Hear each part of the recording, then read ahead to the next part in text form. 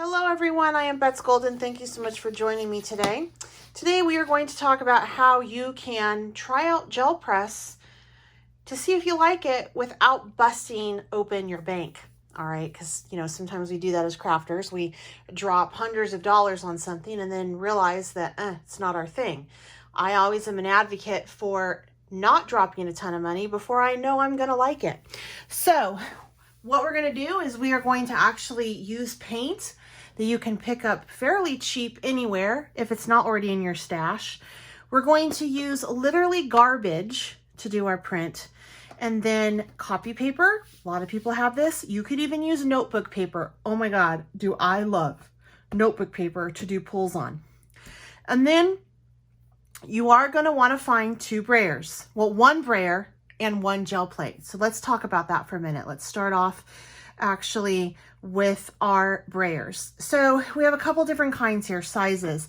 This one is good for like a large gel plate or something that you want to do a real quick swoop of and pull. This is good for if you have your paint on your gel press that have dried and you need to pull it, but you have to lay down a layer of white paint on top, keep it wet, and then pull it. You can cover it quickly with this size, all right?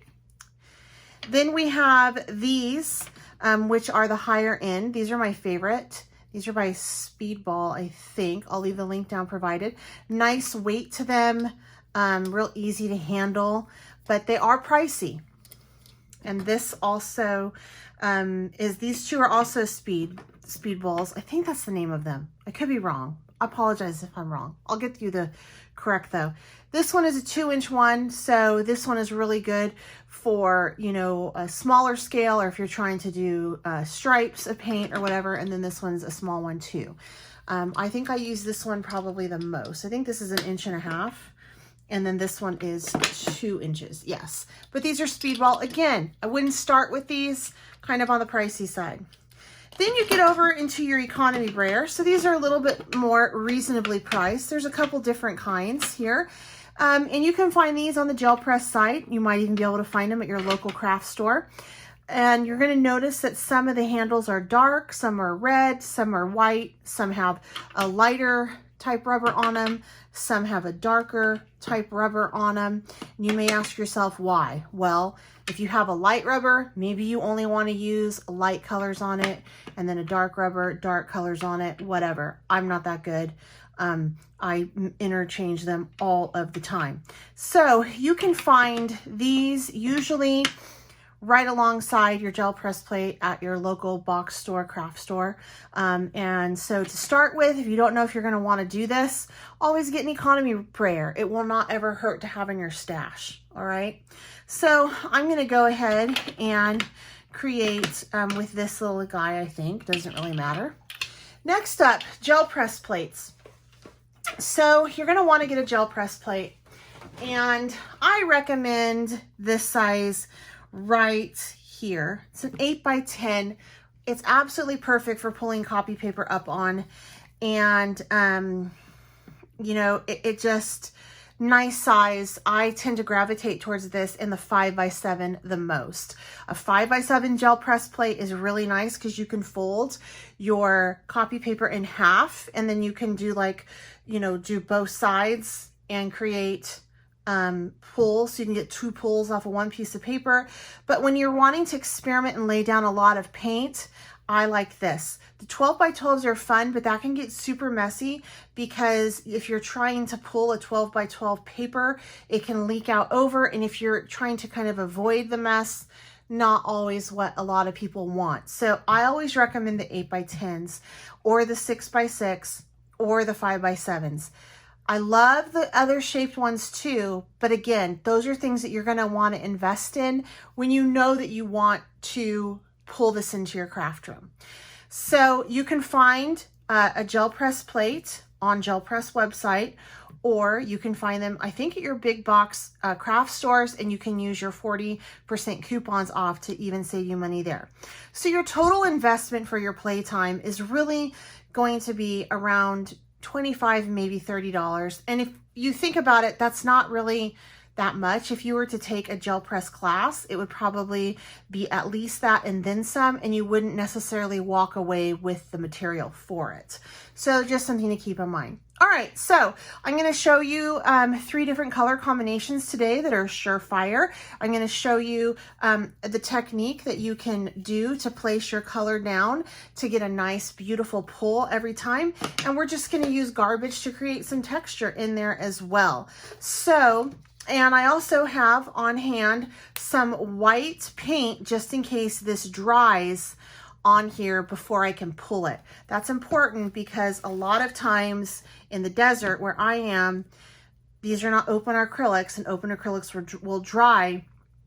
Non-open acrylics will dry before I can pull it. So I'm going to start off with first a warm palette, meaning these are the color that you would associate with fire or heat.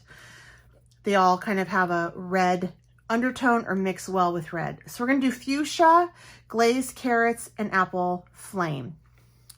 And I always like to lay down my lighter color first, and I'm just going to go across. And when you do this, you want to pick up your brayer. You do not want to run it back and forth like this. You can run it up, you can run it back, but you need to definitely pick up the brayer when you are running your color down. And depending on where you are in the world, really depends on how much paint you want to, oop, that's too much. That's okay, we'll work it out.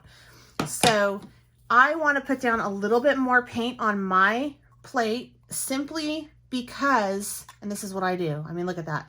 Simply because I'm in the desert and my paint dries faster than other parts of the country. So you will see me use thicker paint on my presses, my pulls right now. All right, so there we go. That's a good covering. Now going in from there, I'm just going to go in with some orange, and I'm going to take my orange and push it off over here on this corner. Let me make sure that that's in screen. Yes, it is. And I'm going to go in the opposite direction this time. And depending on the age of your paint will depend on, again, the texture and how it lays. Okay. So pretty thick, I know, but again, I'm in the desert and you know, that's what it is. And then I'm going to go with pink. This is fuchsia pink. Just going to put that out. That is kind of a lot. And for this one, just going to go ahead and spread it out like so. And now this is saturated. So when this happens, you want to take a piece of scratch paper or something off to the side and rub it out because there's too much paint on it and it doesn't want to move anymore. So when that happens, you're just going to remove some of that paint, okay? I'm actually going to switch brayers. So I'm just going to pull that through like so, and then I'm going to pull that down, okay? I have a pretty fun lay right there. First thing I'm going to use is my favorite, some bubble wrap. I'm going to do 3 hits of each kind. So there's 1, 2, 3. Then I'm going to use some little bubble wrap. And I always like to start kind of in the darker colors because it will transfer some of that color into other spots. Okay, so now we have 3 of that. And I have a straw.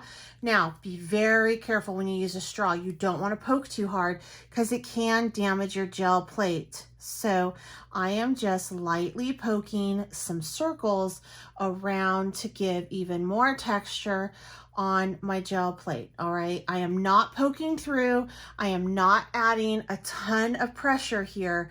This is strictly just literally light dabs in spots, okay? That's all this is just light dabs. And now I'm going to take and I'm going to put my paper down like so. And something that you can do is you can actually clean off your brayer on the back of the paper, and then it will give you some cool texture. And sometimes I gotta admit, I like the way the back of the paper looks better than I like the pull that has happened. All right, so I'm just cleaning off my brayers that I used. And notice there's some purple there. That's from another pull. All right, so here we go.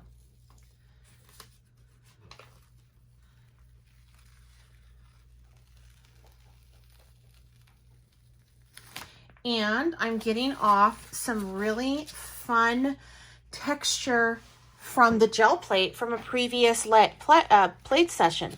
So you see how there's purple in there? And it doesn't create brown because I'm using acrylic paint. And that purple was acrylic. So it actually works really beautiful with this. So let's go ahead and try a cool tone now. Now I still have some of this on my plate, and depending on how wet it is, will determine on if I get a little bit of brown. If it's dry, I'm not going to get any brown. So for this one, let's go over and do, I love blue. So let's just do a really pretty blue pull right now. So I'm going to do some aqua sky.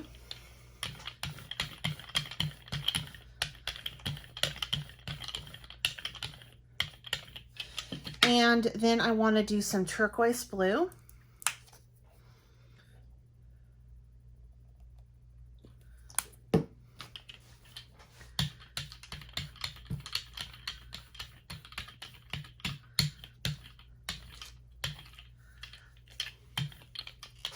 So if you do this motion of just back and forth in opposite directions, you almost always will get a really nice blend. And then this is bright blue.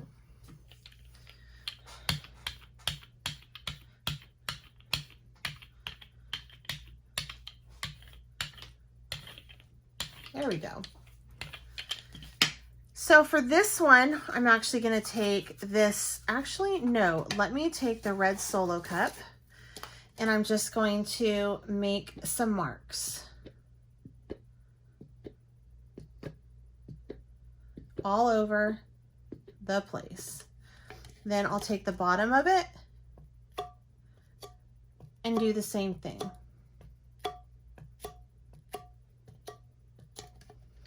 All right. And I think I like that. I don't think I want to do anything else to that. So let me take my paper and let me give it a pull.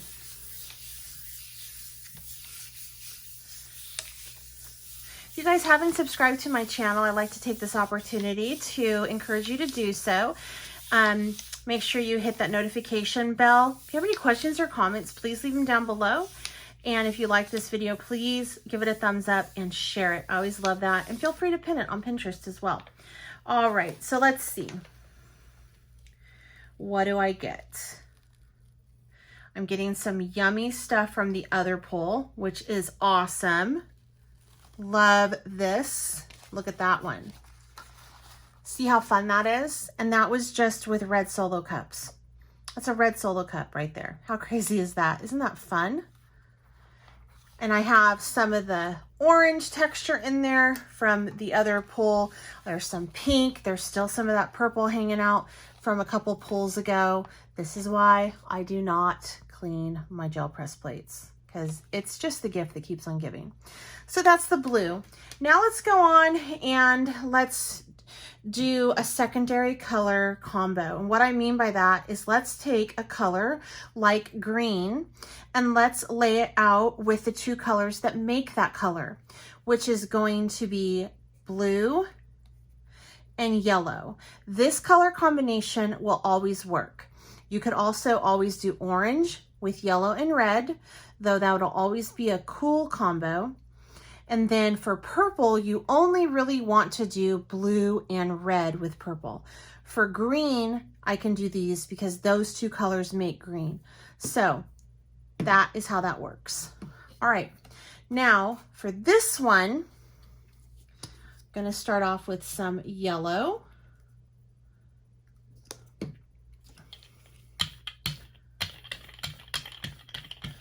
again, I'm just doing that regular old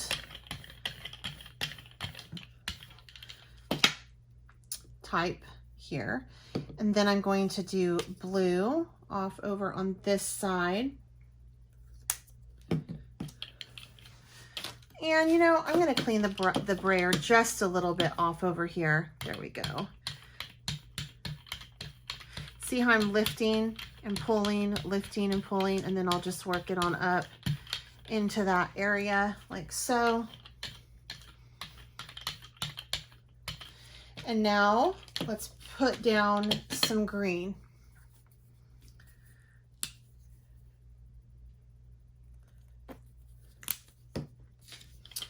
And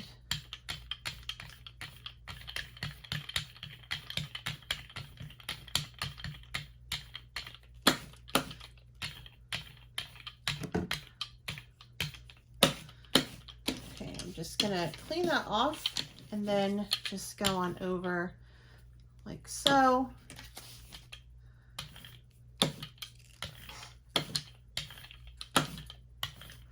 Okay, so for this one, I want to actually take the sponge that I have.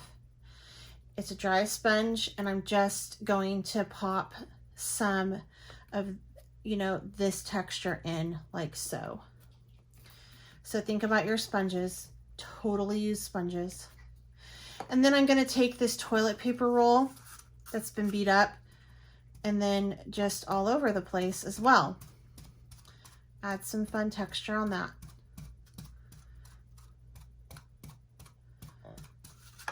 And then I'm going to take this piece of string. Again, this is literally trash, okay? And I'm just going to lay it out like so. I'm just going to let it kind of fall how it wants to fall. And I'm going to do this pull. And I'm going to leave the string actually there.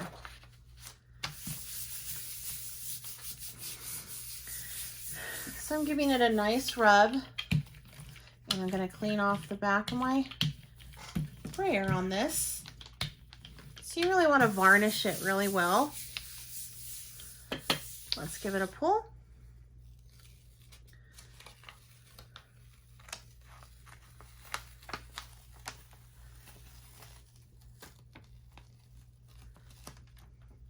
Okay, that's a really cool one too. However, do you notice that some of it dried on here? So what I want to do now is I want to do another pull with this. And this time I am going to layer it with some yellow and white at the same time. So this is already dry and I want to get all of this yumminess up. But since it's dry, I won't be able to pull it until I make it wet again. But that is a really cool print. So for this, I'm going to do yellow and white. And the reason why this is going to work is because the white is lighter than the other colors and yellow is already down. So if I take this and just mix it in some spots with the white, I'll be able to pull this all up and get some fun, get a fun print. So I'm just going to take my brayer again and I'm just going to brayer it out. And on this, I do not want a super heavy coat. So I'm going to have to really work on making sure that it's not so heavy. And I'm not going to play with it very long, see? So it's going to come right off fairly quickly. But I just want to make sure that I have a decent but not too heavy coat. If that makes any sense. It helps in most parts of the country if you can start to see your design through. But I've discovered that with where I am, I need it a little bit thicker because it does dry so quickly. And I am storing that wrong. You always want to store your brayer on its back. Now what's going to be interesting about this is that white, you may think, well, that's not going to do any good, Bets. Like, you're doing it on white paper. That's going to give you a white pull. Not necessarily. It actually it will pull up all of that stuff that dried on there, and you may not have seen some of the colors because it blended in with the background. So there we go. Look, it got it up.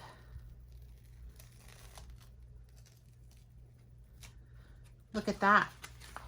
So that's how you can pull up images that may have dried with white paint.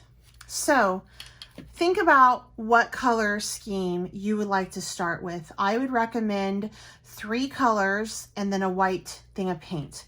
So if you want to do something with a secondary color, meaning you take 2 of the primary colors and mix it together for a secondary, you can do that. That was that pool with the green as the secondary color.